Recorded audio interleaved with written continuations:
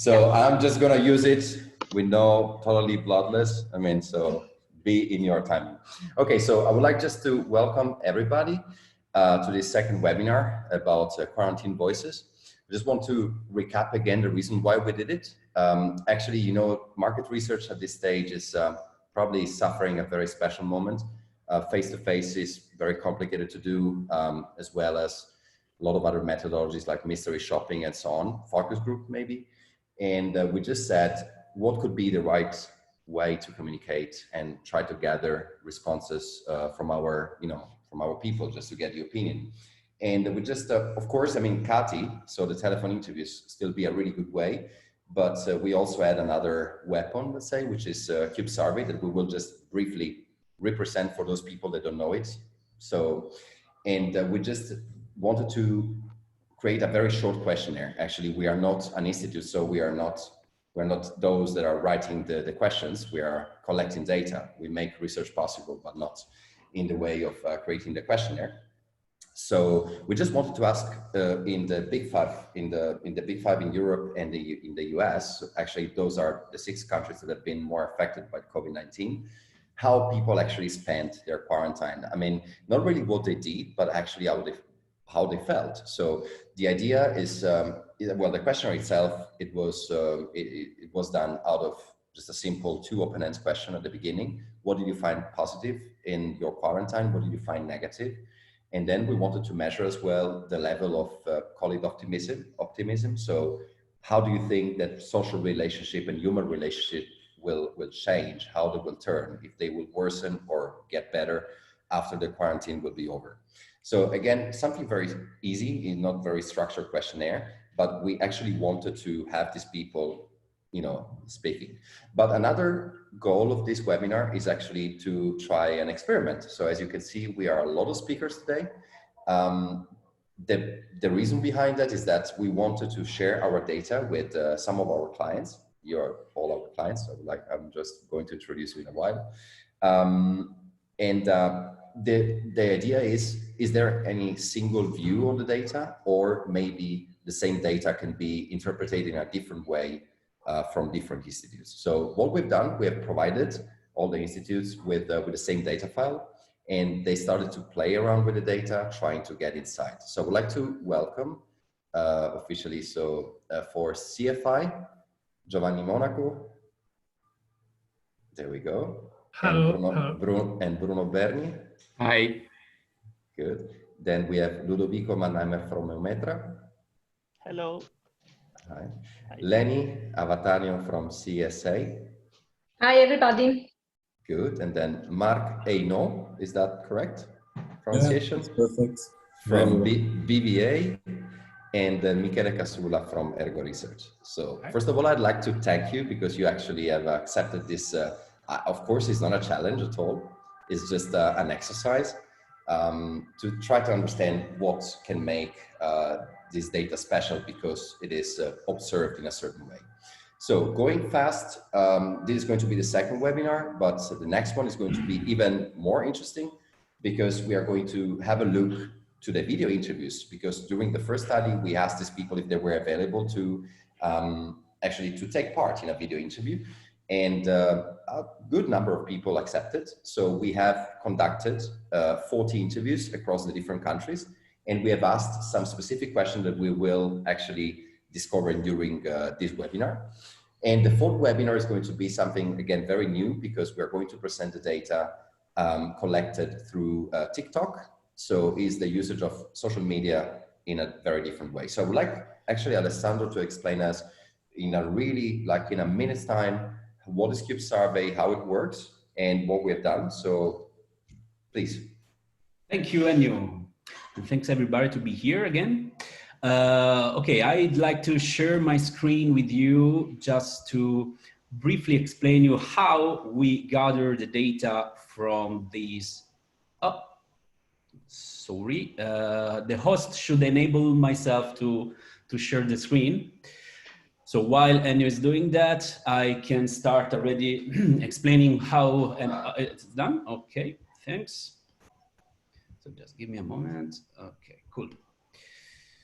So, as most of you know already, we are CATI, fieldwork company, so we do work offline, doing telephony research, but lately, like around 3 years ago, we have created and decided to run into online interviews, but we don't have a panel. We don't use any panel provider, and we don't own a panel.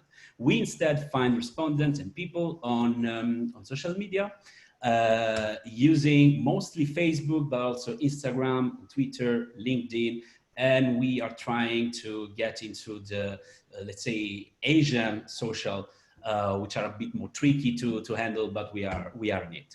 How it works, like basically we think that to find very hard target and very difficult respondent, we could use the profiling opportunities that social media offer us. So the first thing is to find out the best social that could use our target. So let's imagine like passionate over motor, like in this example.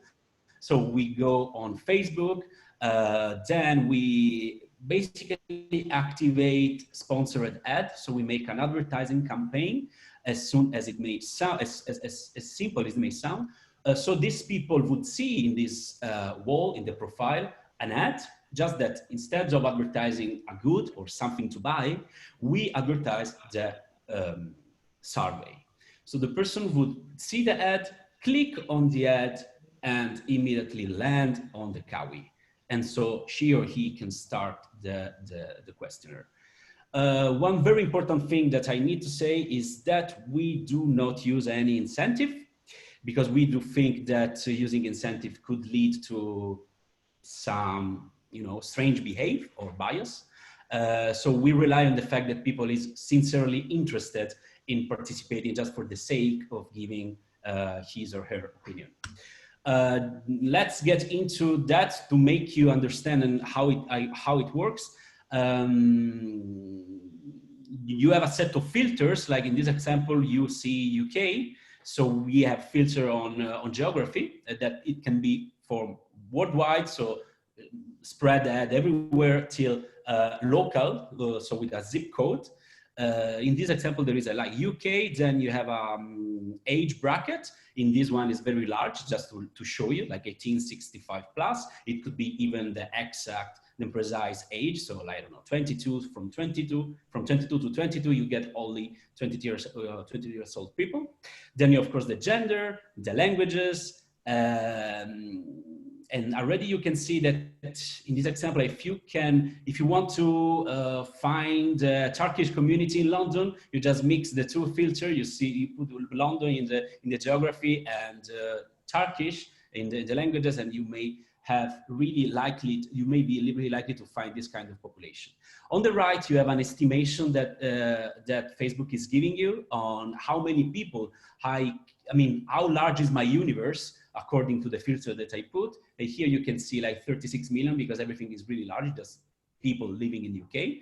But if we go down and restrict a bit the universe, here we added, just for you to see and to understand, some interest, which is the real key of the tool.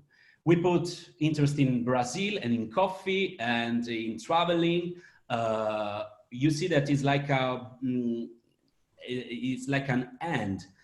So you should, the universe should have all the three filters.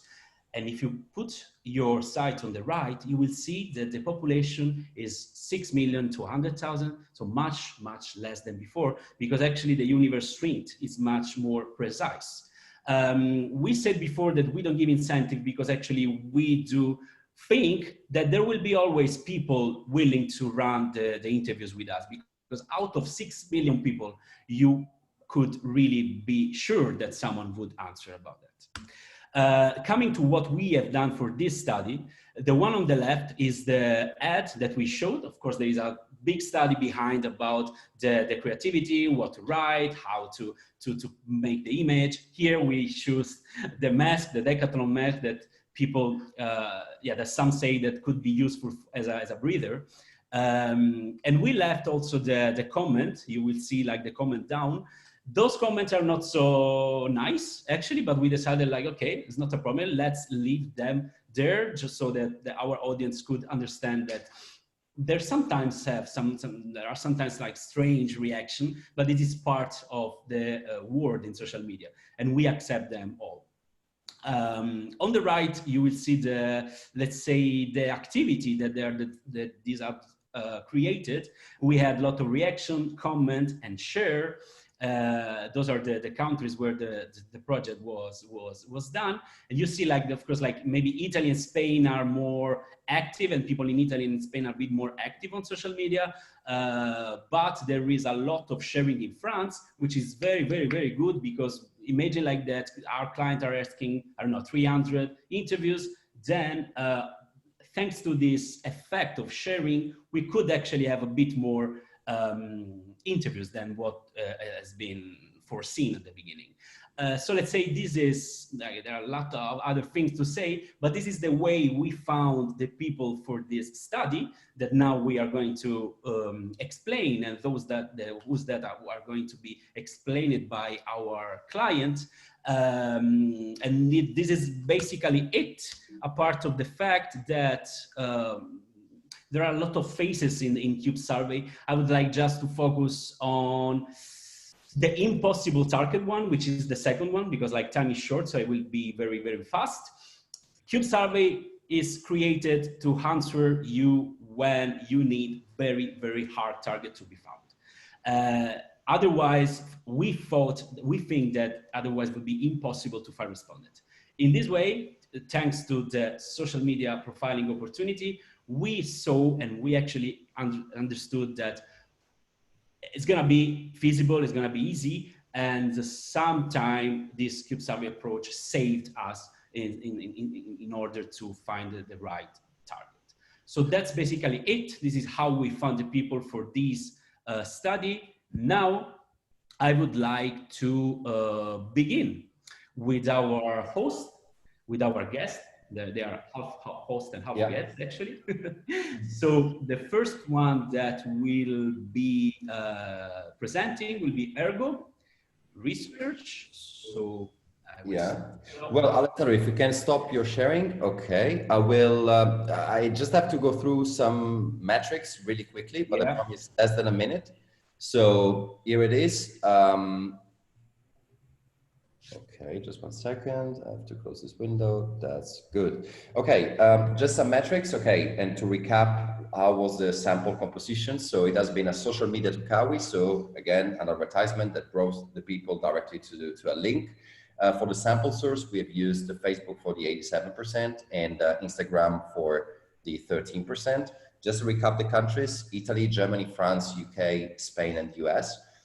Sample size, it has been a 600 interviews per country that were national representative in terms of age, gender, and geography.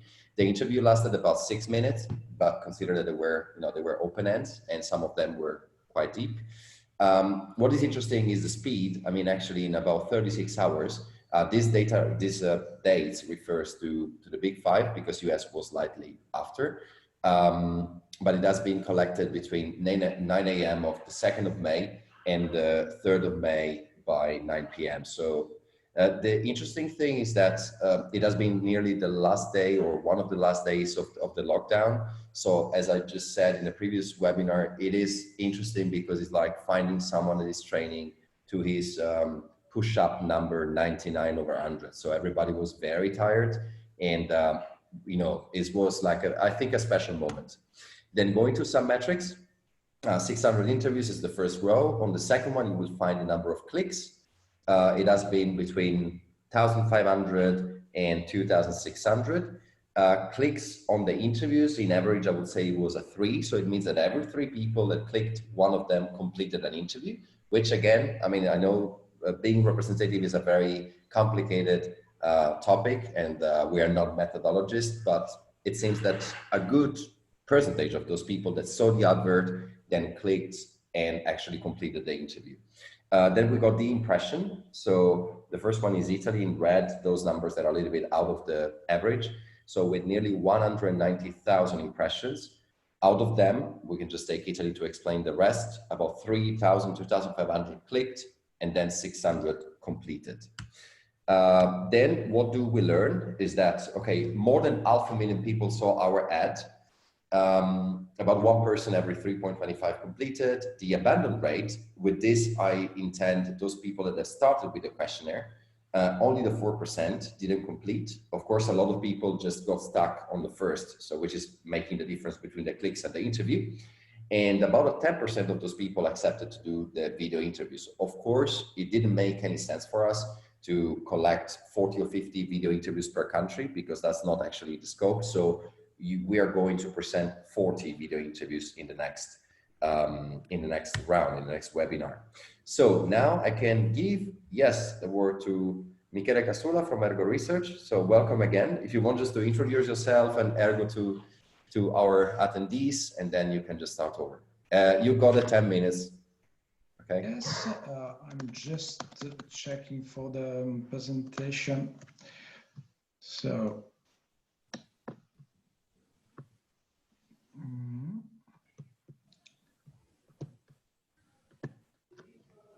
share the video. Can you see the presentation? So Yes.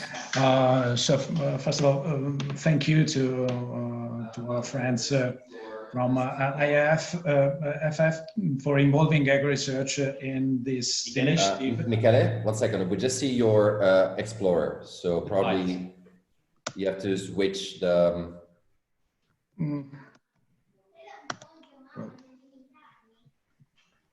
I try to share again.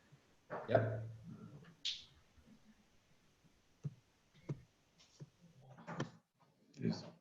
Can you see it? Now, yeah. It works. Thanks, Michele. Works. I think we are like in MasterChef. I mean, you gave us the same ingredients, letting us free to cook them, following our interest, our capability. And that's what we did, focusing in particular on the youngsters in Italy at the end, but comparing the results obtained in the 6 countries surveyed. And we focused in particular on the last questions about how optimistic or pessimistic the interviewees are, and linking at the end them with some results we obtained only in Italy on similar metrics, but not exactly the same. This is the wording for the last question we analyzed. And as you know, it's about being optimistic or not about the evolution of human and social relationship. The average result for the 6 countries surveyed is 28% who answered better or much better. It's not the majority. We can imagine the reason, but we wonder if the youngsters answered the same way, or if there were some differences. And the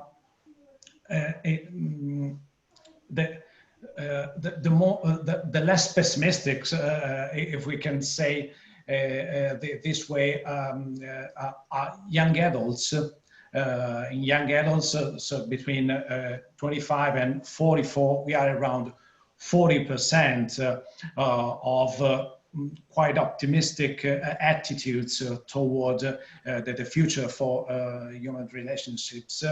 But comparing the results in different countries and focusing on the youngsters, we discover that the overall results, and in particular in UK, in Spain, but in the USA, we have people aged between 18 and 24, around 40%. The exception is our Italy and France, with only 1 to 4. So 25% optimistic, a quite flat result between the different age, and analyzing in a different way, calculating the ratio between the number of optimistic youngers per each adults for each people in specific age class. We have on the other countries we have a larger number of optimistic in the younger classes per each one of the other age classes. For example, if we compare the youngsters' attitude with the one of people aged from 25 to 34, we have 1.52 per each youngster. The green line is the one we obtain in Italy, and again we see a 1-to-1 ratio for almost all the age classes. So this allows us to say, so in Italy, the youngsters are not so optimistic, and this sounds quite strange in our mind at the very beginning, because during the same period, we conducted a large survey during the quarantine, and we asked a different question about how worried the interviewees are about the situation that arose with coronavirus and the risk of contagion. This is quite different to ask someone, do you feel at a risk, or are you optimistic on the evolution of human relationship? And in this perspective, we discovered that the youngsters are less worried than the other age classes. We can see it very clearly here. This is a percentage referring only to the ones say, I'm very worried. So a small percentage means you are less worried, of course. And this seems quite different between what we obtained in the other survey, but it refers to a different aspect. I mean, I can be, as a youngster, worried about, not so optimistic about the evolution of human relationship in life, because I can't control all the variables involved. But if you ask me, do you feel, are you worried about, do you feel as you are risking more than other, then it changes the attitude. And we think it's confirmed also in what we asked about the willingness to go back to entertainment experiences out of home. And in particular, we focused on time to theaters, so people willing to live again the experience of watching a movie in cinemas. And again, the youngsters are willing to go back to cinema very faster than the other ones, and you can see it in the last column, because summing up people from 15 to 34, we have 48% of the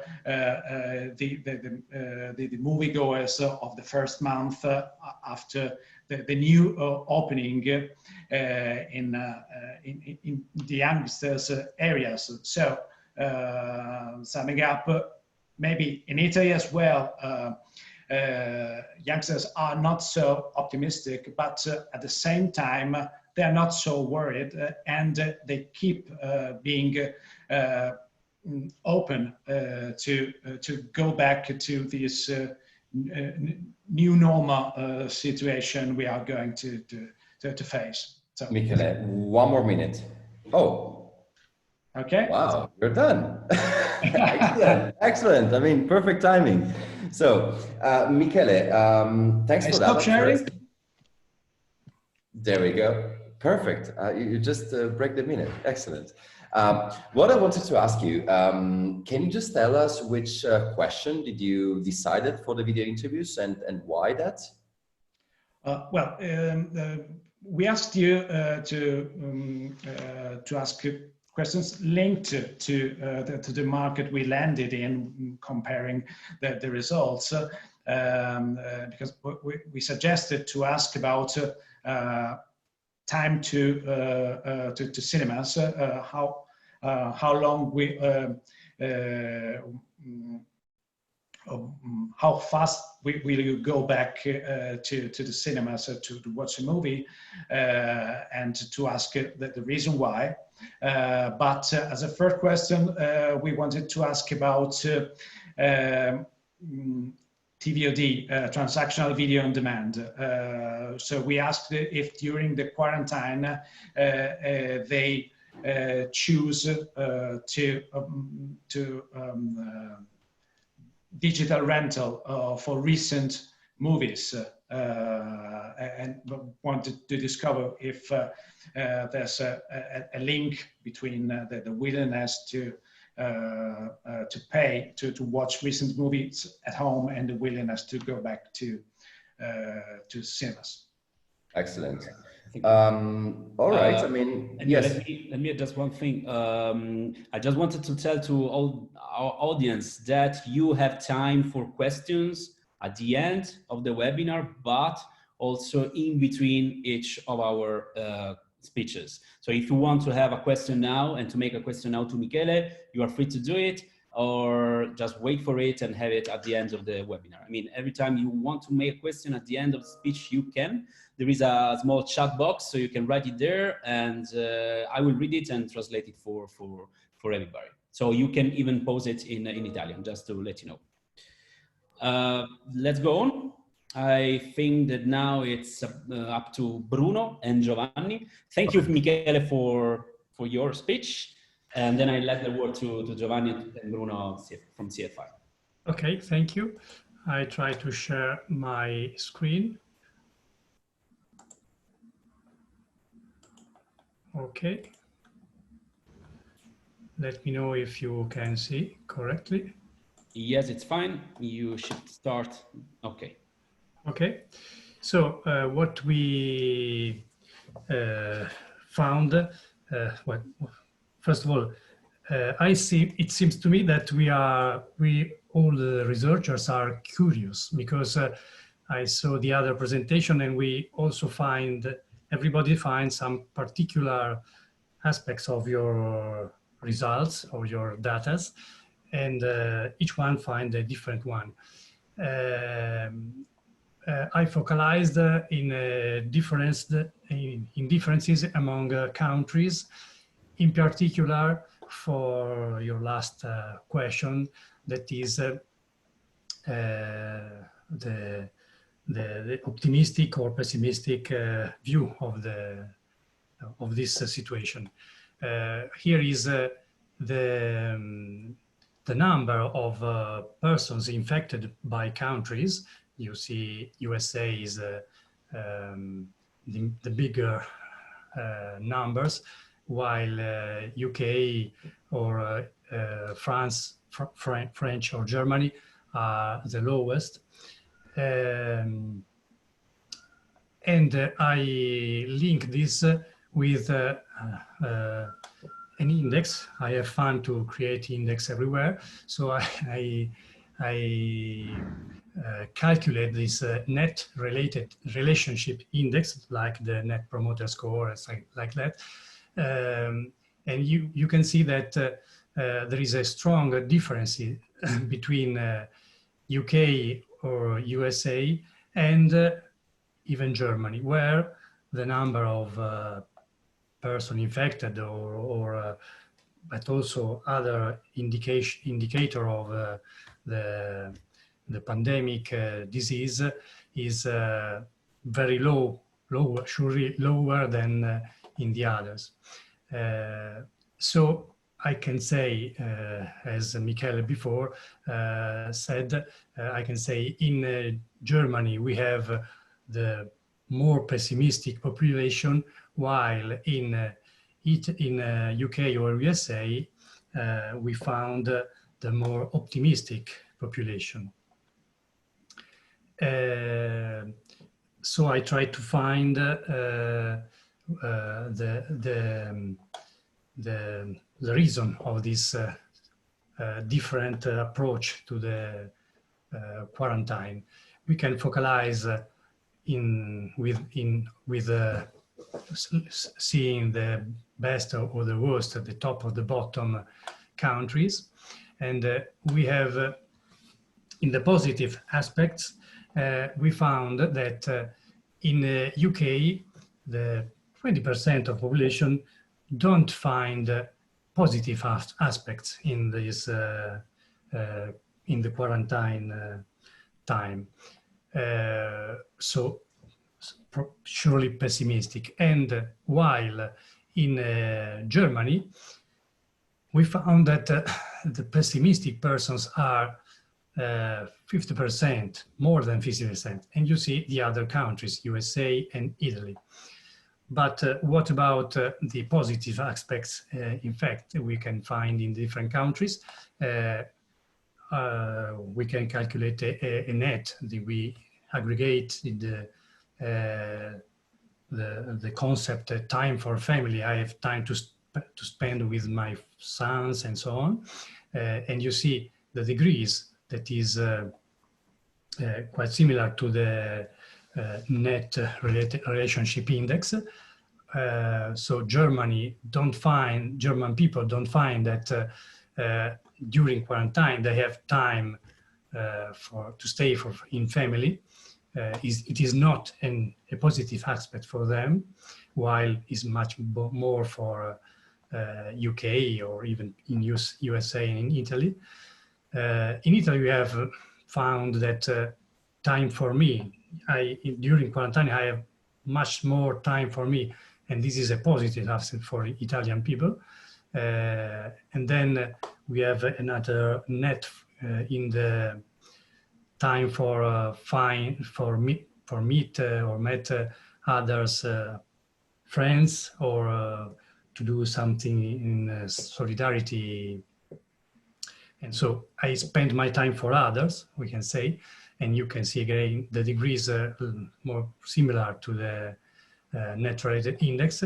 And then we have another net, the home sweet home, so the people who spend this time and in positive sense to stay at home and take care of home, painting or cleaning, or I don't know.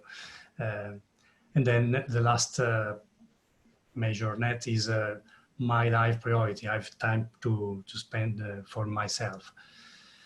And so these are some possible reasons to explain this, the differences between the countries and in relation with the positive or negative aspect, positive, pessimistic or optimistic approach to the disease. What we can say next is what happens in the consumption of outdoor consumptions. So Bruno, I leave the word to you. Thank you, Giovanni. So our idea is to start from your data and to make two considerations, which could be some possible consequences of the numbers that we have seen. For example, in Italy, a lot of people telling us, okay, I am quite happy to stay with myself, to stay at home, to watch television. So first of all, consequences. And the second is that probably to understand and to analyze important phenomenon, you need different sources. So Cube survey is a good starting point. We have worked on the consumer, but probably watching some of this data, you could use instruments like Cube survey also to understand, to analyze different targets. And we try to analyze outdoor consumption because it's one of the sectors that is more in difficulties in this moment. So we have two very simple slides. So the first information is that lockdown impact had a very negative impact immediately. The accumulated data, the wholesalers sell out. So what's the company, the big companies sell to the Horeca system, to bar, restaurants, pizzeria, hotels, is 49% less compared with the data of the previous year. So we have at the end of April, the volume are 49% less. The May restarting is involving a limited number of point of sales with a limited offer. There is somebody that is calling this one the smart working effect. So the idea that a lot of people also in the data that we have analyzed tell us, okay, it's very fantastic to stay at home, to work in my house, but this has an impact on the capacity of a bar, of a restaurant, of a pizzeria to produce turnover. Third information, the reopening rules are so hard and so strong that the possible turnover of a bar, of a pizzeria or a restaurant in the next months is estimated 40% less compared with the normal volume that they are able to establish. Then we have other 3 points, and I arrive to the final consideration. 35% of the consumer are not so interested in returning to restaurant, pizzeria, or to go for an happy hour because they are afraid. Michele told us that also the young people probably are not so worried, but there are a lot of people that are not interested, are not convinced to go to a pizzeria or to a restaurant with the actual rules. There is another international aspect that I think that could be a very suggestive idea to develop, because a great part of the consumption of the summer consumption in Italy are influenced and conditioned by the foreign tourists. And the information that we connected tell us that only 30% of foreign tourists would like to spend holidays in the next summer. So that meaning is very clear. City like Venice, Rome, Florence are destined to have probably the Italian on holidays, on a vacation, but not a great part of tourists. But these are the information that we have at the moment. We don't know what is going to happen in the next month. And the last one, it was a very curious and surprising also for me, because it's not possible to have concert and big events in which there is a consumption of drinks of a lot of products. And it was very surprising to discover for me that regarding the CAWI data, in Italy, every year there are 18,000 events that are not only the big concert in San Siro, but a lot of small or medium activities during the year. So just to have the meanings of this, the idea to share with you not only the elaboration of your data, but a kind of consideration on consequences. So we make research to understand the attitude, to understand the feeling, to understand what the people tell us. But what I think is important, and what your your research put in our mind was, but there are direct consequences on what we have collected and the information that we have collected. And probably in the face-to-face, in the interview, the qualitative interview that you are going to make in the next days, one of the idea could be if really some of our consumers are they are really interested in coming back to go to a bar, to a restaurant, pizzeria. I would like also to ask to everybody that is sharing our virtual table, how many of them already have gone to a pizzeria or to a restaurant to eat in these days, and they are interested in the next days to go to eat a pizza in a traditional pizzeria. Probably a very limited number of persons. Yeah. Good, Bruno. Thank you very much, and thanks, Giovanni. I mean, can you just share as well yourself which question you want you decided to ask for the qualitative interview? So what we can expect for next week? Well, one question is what just Bruno said, is the willingness of come back to restaurants, to bars, to pizzeria with friends, and why yes or why not, so that we can understand the reason why people will not or will go back to restaurants. And the second point, the second theme you can say is the same, but for banks. So even banks have problems during these quarantines, because they surely have to warranty the service, but now they at the beginning they are not able to warrant to serve their client, their customers. Now what they will do much more in this period, many people are forced to experience the web banking, and now we want to know if they will go back to the filiale. Sorry, no, I can to back the physical agency, or he will stay in the online agencies.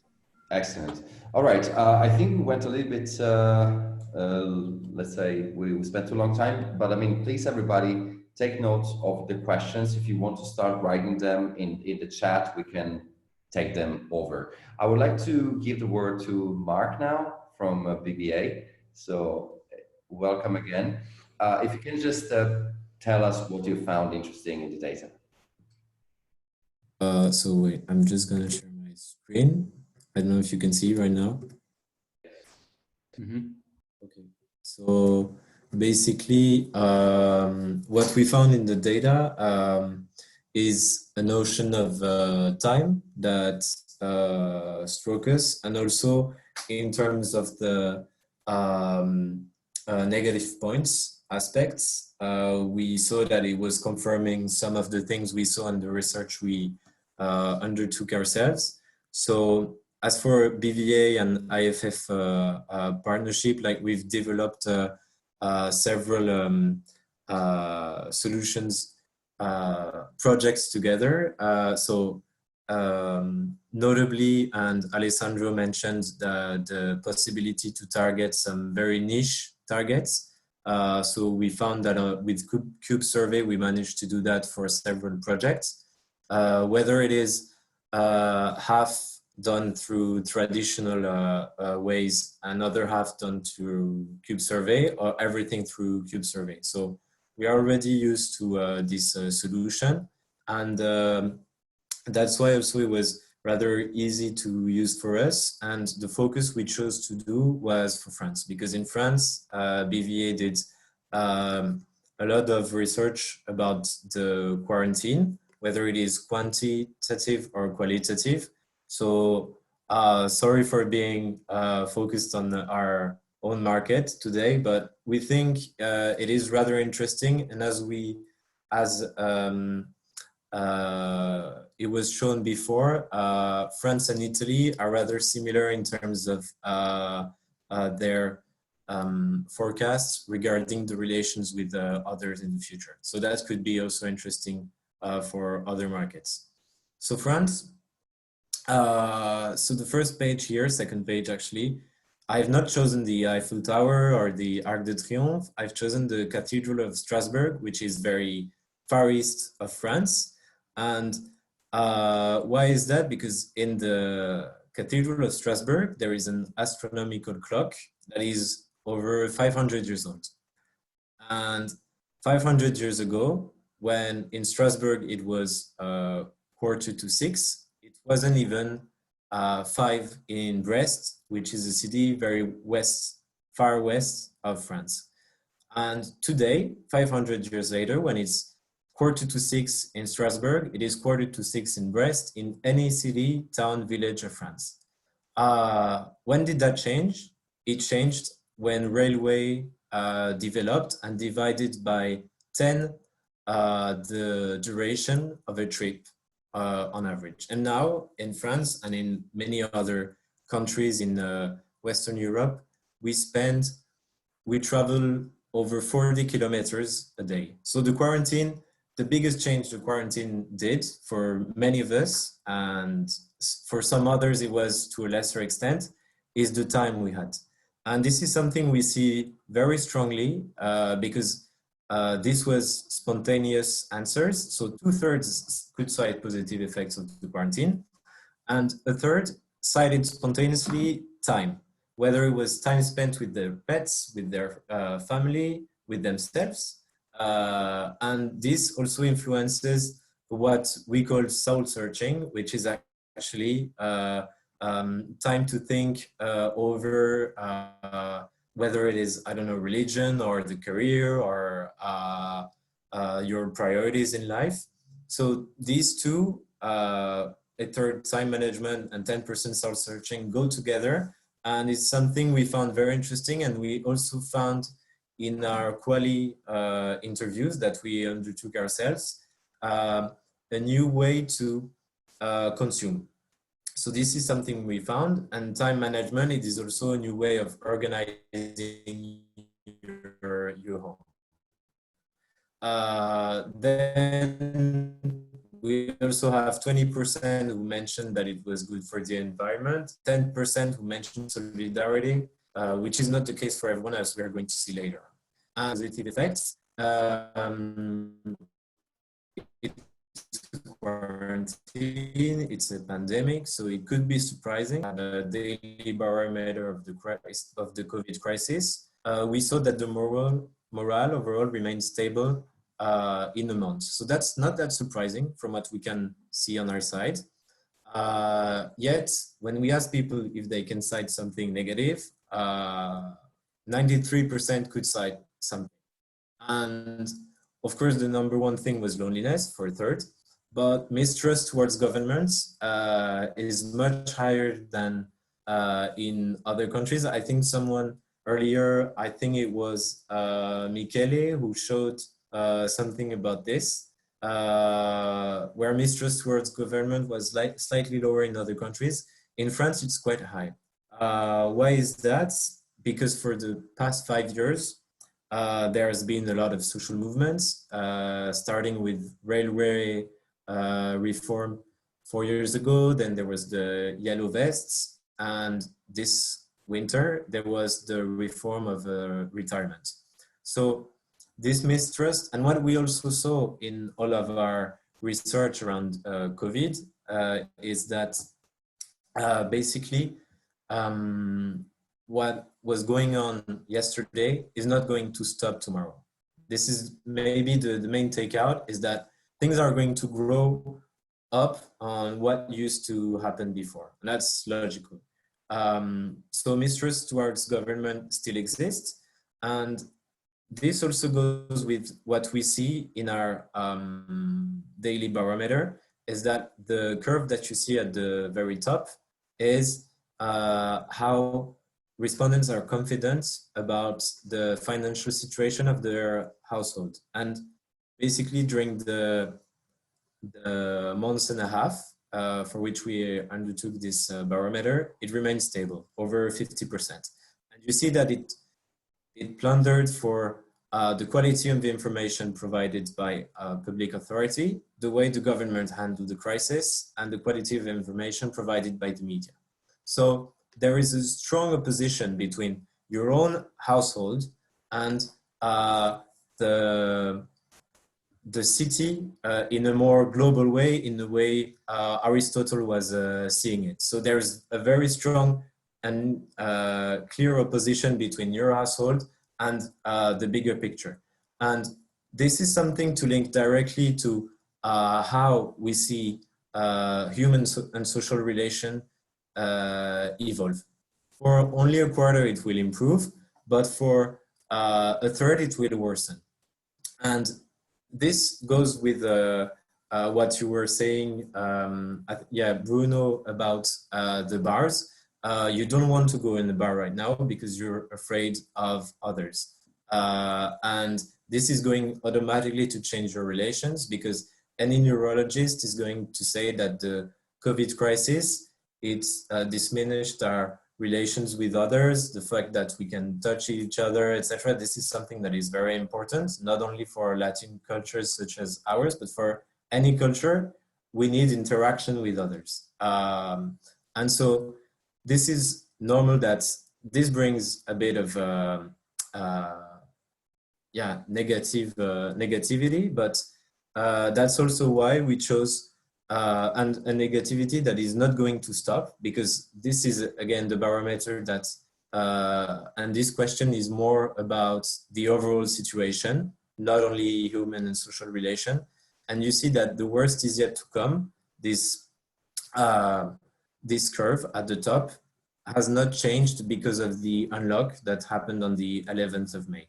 This remains stable, and what we saw, the different stances during the crisis are going to go on for a while. And yet all of this could sound a bit pessimistic. We chose really to focus on the bright side of the crisis, because we found it was where you could actually find some innovations or maybe ideas to focus on for after the crisis, although a lot could be done regarding, for instance, loneliness, etc. But we really chose to focus on that, on the positive aspects. And the positive aspects, it's all the time, the additional time you have to do some things at home. And that's why also from the QALY, we have some information about how consumption evolved when you're doing your groceries. You have more time to rebuild your home or to rearrange it. And also in terms of neighborhood, solidarity evolved with people here, you can see, leaving notes for their neighbors to take care of their children. So that's why in our questions, video questions, we decided to focus on this. And also because we think that the videos are a very nice tool for this kind of questioning. Because if you ask someone about his home when he's sitting at home, it's going to be much easier to get images or any material from him than asking him, for instance, about the restaurant or McDonald's, because then you need him to go to McDonald's or you need to catch him at McDonald's. So this is why we really focused on this. And that's about it. Thank you, Mark. If you can just stop the sharing. Yep. Right away. Okay, cool. Yeah, thank you. Like also this cut on the French situation is like right in the spirit of our event, because it's an international one. So this is really what we wanted to have, and thank you for sharing that. Now I guess it's up to Ludovico and Eumetra. Yeah, thank you very much. Let me share the screen.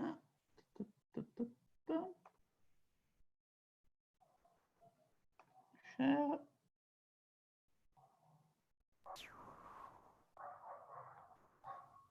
Okay. Full screen. Okay. Do you see the presentation? Good. Fantastic. Okay. In Eumetra, we asked ourselves, looking at the data that were really interesting, but our question was, how is the perception among the silver? As we know, silver people that over 65 have the higher death risk and are the most affected from COVID. So how they are feeling during the quarantine? Are they angry? Have they fear? Or on the other side, are they relaxed, or they think, okay, I have to stay home and I can find some time for me? For doing this analysis, we focus on the three areas, three countries to represent the three big areas. That is the Mediterranean. So we selected Italy, the Central Europe and Germany, and North America, and of course is the US. They are of course different countries, different for size, for population, different also on the death rate. This, as we sadly know, really higher in Italy than in Germany and then in the US.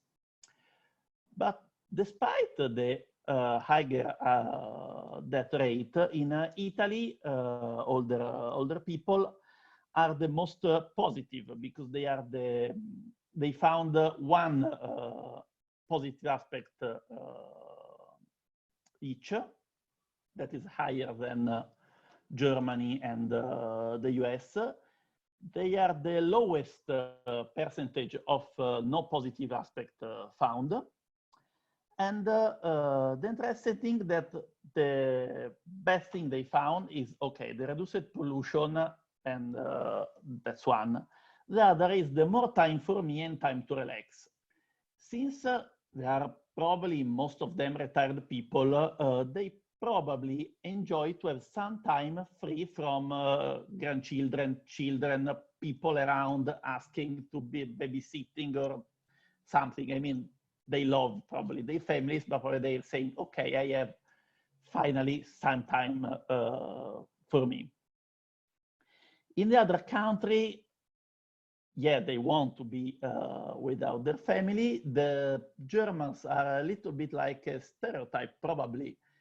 They are happy and committed to contribute to reduce, so they found really commissioning. I have to stay at home and do my duty.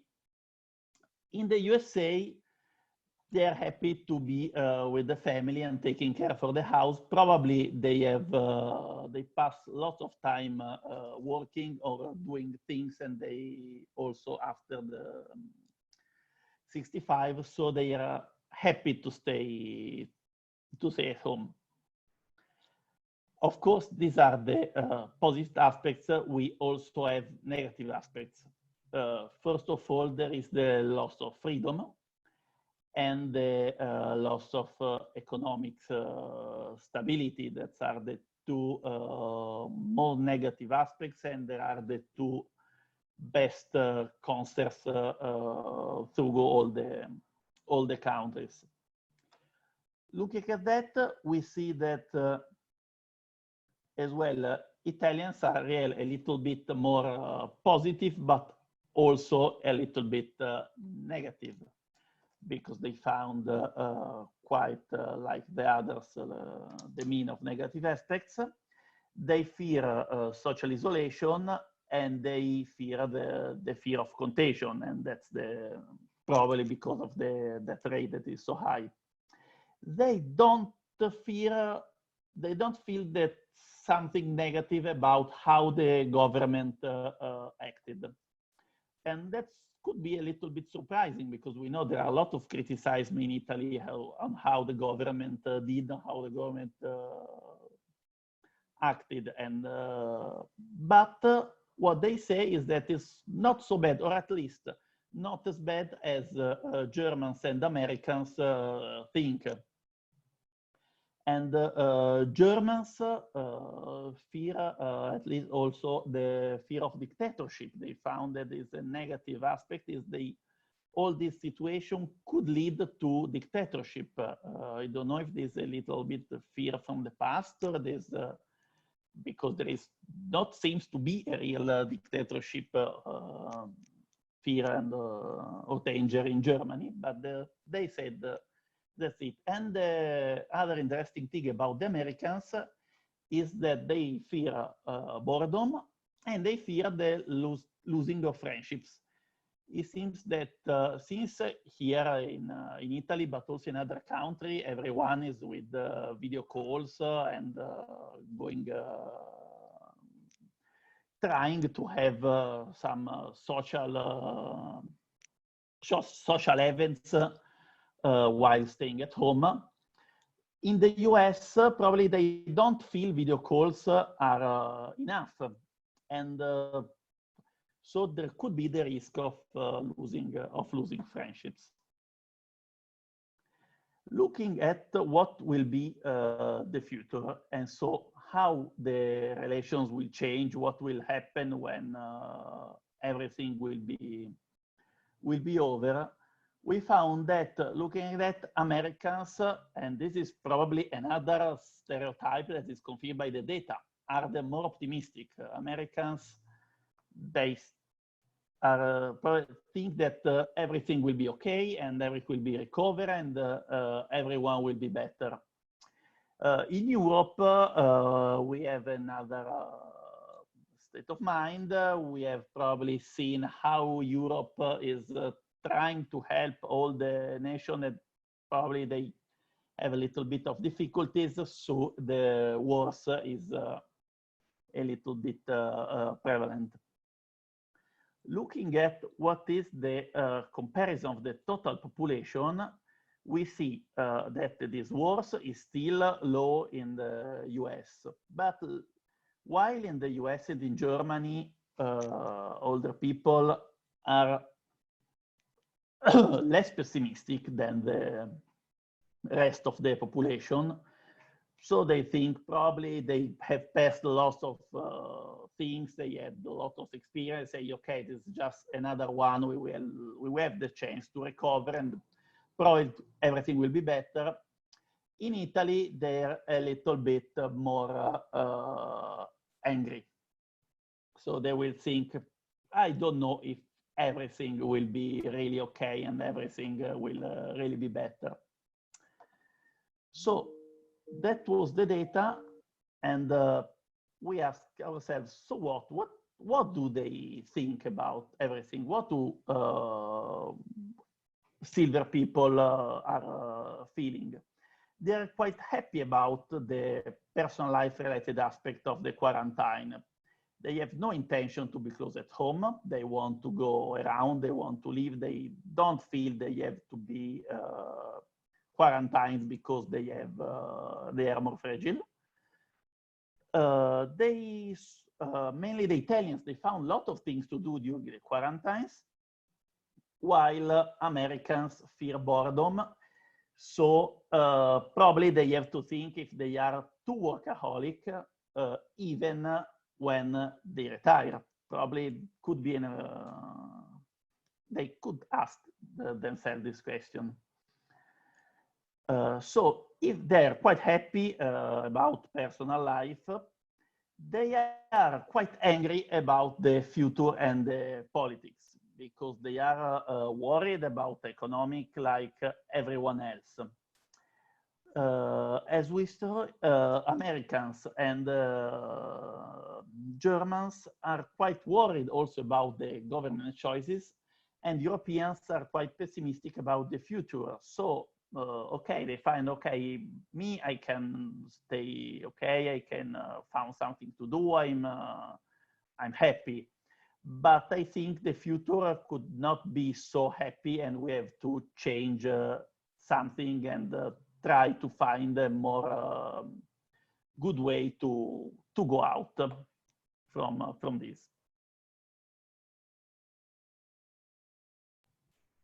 And that's it. Thank you. Okay. Very good. Ludovico, would you mind to share as well what kind of topics you want to take during the qualitative interviews? Yeah, we changed topic. We switched to technology, and we asked how people use technology during the quarantine and if they change the use of anything, with particular refers to the smartphone. We asked if the smartphone that usually on a smartphone people do everything is came back to be only a phone because you do web surfing on the PC or on the tablet. You do the video calls as well on the PC and on the tablet. So you still use so much the smartphone at home or not? And another thing we asked is if you have to do a mobile payment by phone at the supermarket, try to do it with your mask on and see what happens. Because the mobile payment probably will be affected with all that is doing, because it's really a pain doing a mobile payment with your gloves on, with your mask on. You cannot use Face ID. You have to put the code. So maybe also the payments will switch from mobile payments to credit cards. I don't know. We'll see also with what they will answer. Okay, Ludovico, thank you for your input. Again, if anybody has a question, can pose it now.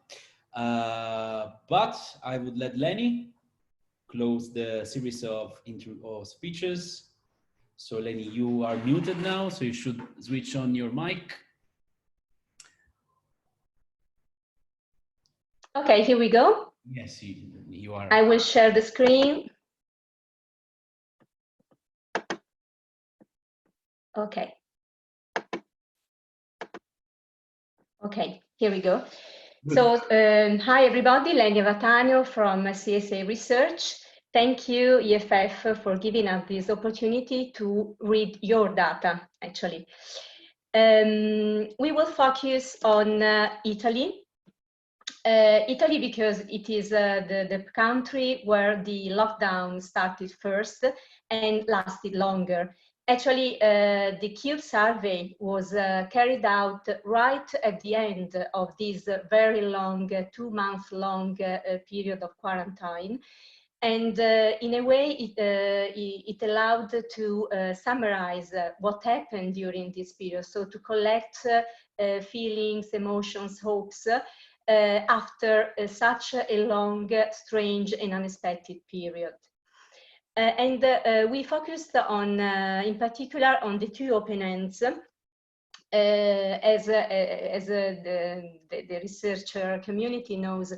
Open-ends are very, very challenging questions, but are full of potential if they work.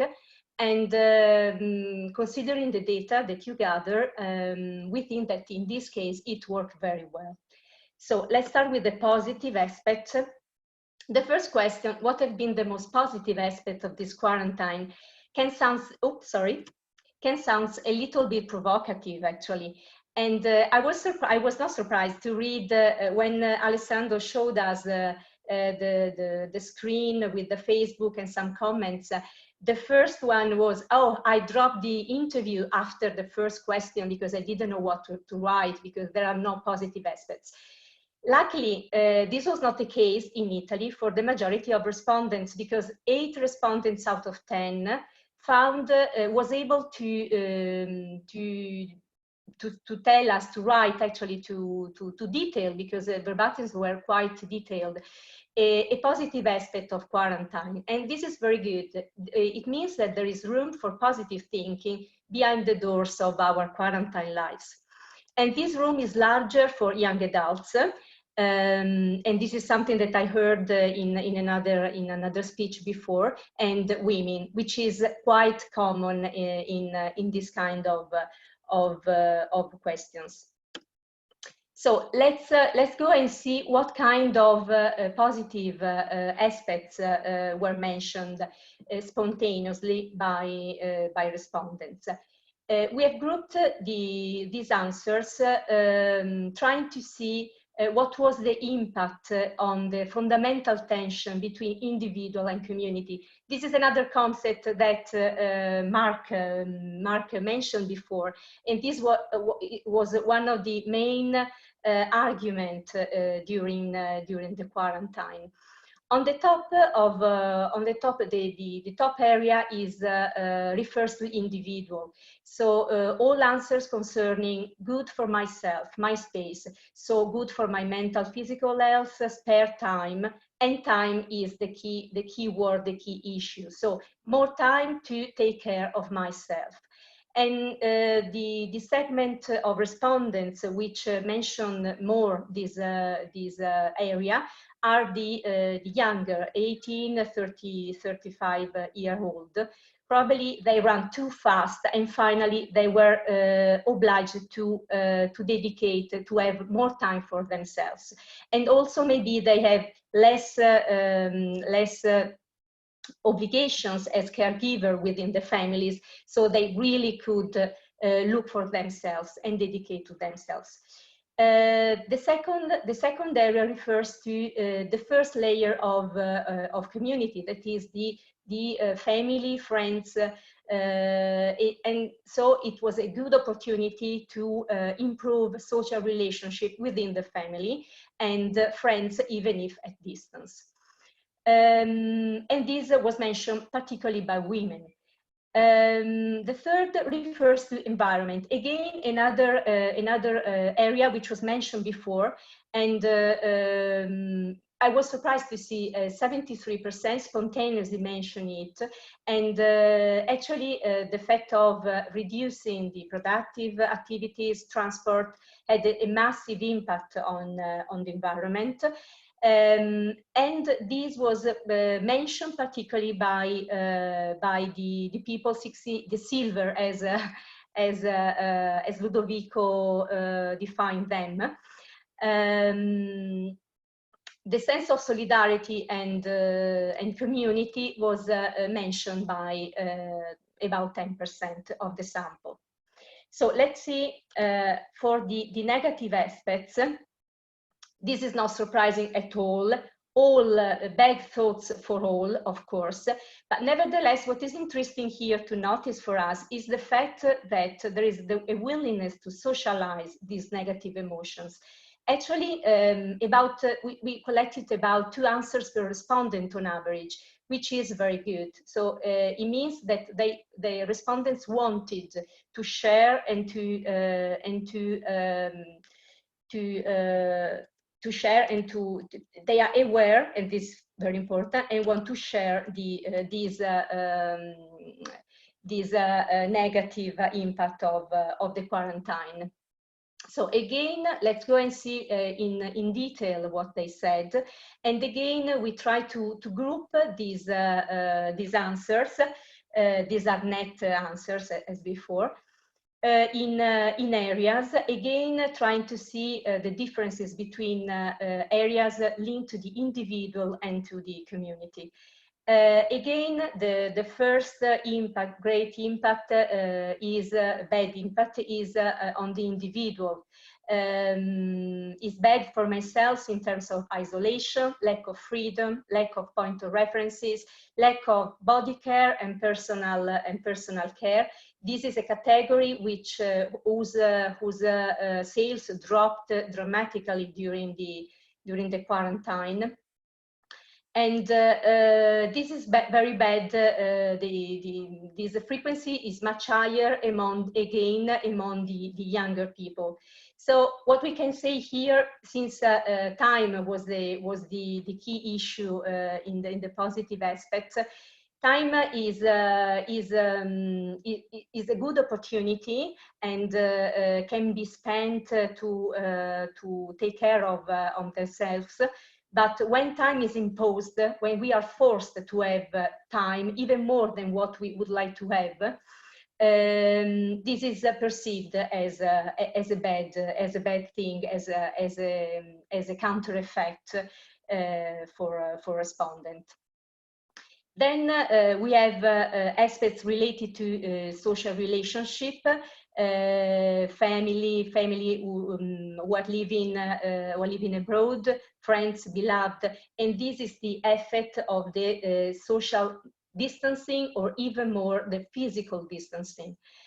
Then we have separated this item, which refers to the individual, but it doesn't refer to the actual moment, but to the future.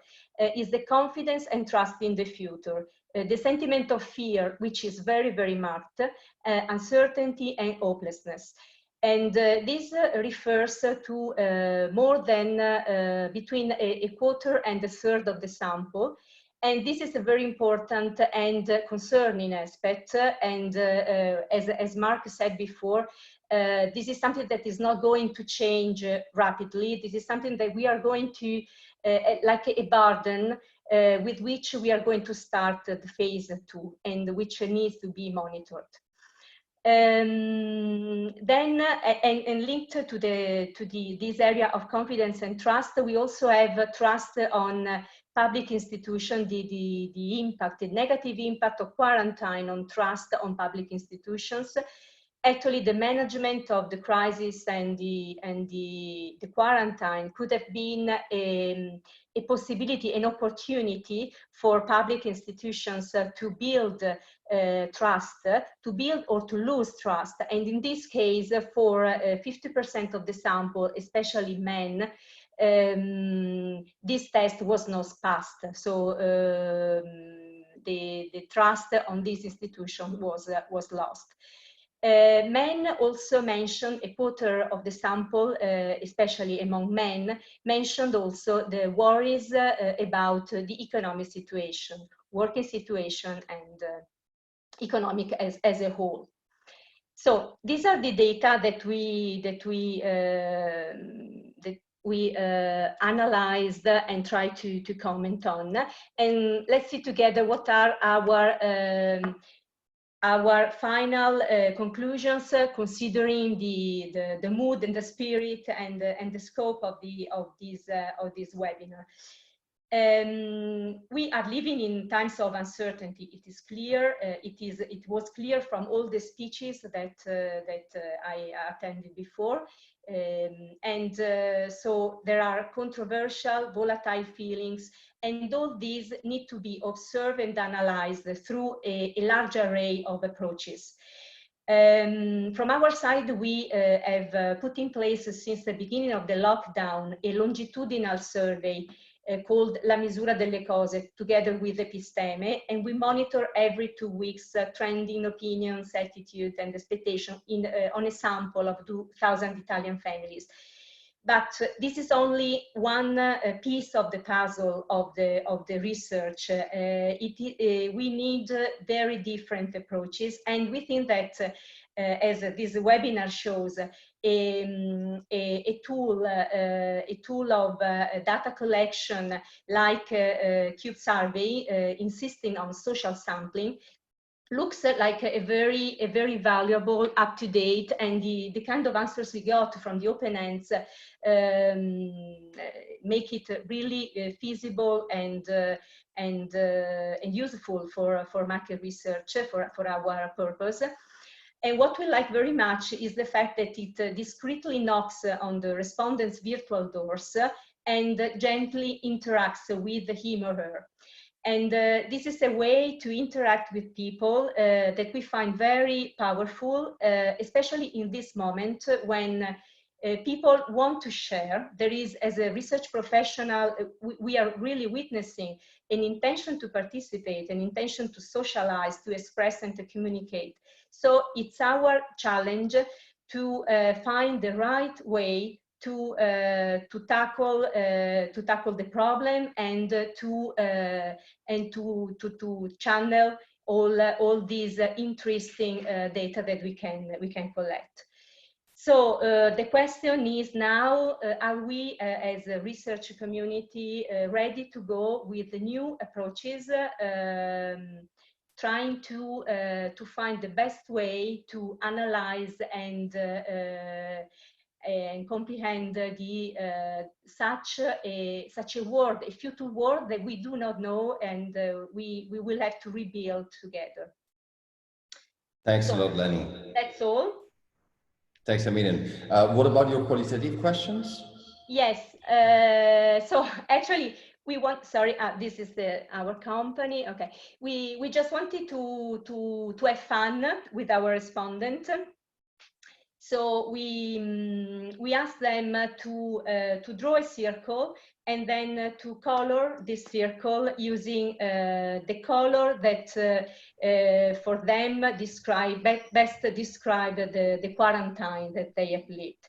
And for each color that they have chosen, they have to explain why this color and not another one. Just another way to drill down the information that we got from the quantitative side of the survey. Very good. I mean, before going to the Q&A session, I just sorry. No, you go, please. No, the share. I took off the share. Okay. All right. Okay. No. So sorry. There should be, no, that's okay, just a stop button. Share. Okay, stop share. Easier than red, stop share. Okay. So, I mean, just to end it up, I just want to share how proud I am of this webinar, because actually it could have been kind of risky, because if everybody had the same opinion, well, the same analysis out of the same data, it would have been probably not very profitable and interesting. If anyone was going, I don't want to say against the other, but with something that was conflictual, it would have been bad. And astonishing, everybody took the right angle, and this data and this analysis are, they are making like they are complementary. So actually we have a good picture about what these people felt. And again, I think as I don't qualify ourselves as researcher, I still be very proud of being part of, giving the voice to these people. I mean, so at least we have now this webinar, and we're going to have the video interview. So we're going to hear directly from their mouth what actually, how they felt during this relatively long period. So, I mean, if there is any question, please share it in the Q&A. I don't know if there is any last comment from our speakers, anything that you can add, or if you want to before say goodbye. I mean, of course, this video is going to be available in the next days on YouTube. So for whoever has missed it, you can just see that again. I think there is a lot of value in it. So if there is anyone that wants to say something, or there is Barbara saying, glad to see all friends. All right. So if there is no other point, I would like to thanks really a lot, everybody. We are going to see again next week. Next week is going to be much more, let's say, showy, impressive, because we are going to see all these, video interviews, and we're going to take out some different insights as well. So, guys, I would like to thank you, everybody, for your time. It was good to have you here. Thank you. Bye. And see you next week. Mark. Bye-bye. Bye, everybody. Cheers. Thank you. Bye. Bye-bye. Bye, all. Thank you. Bye. Stay safe. Stay safe.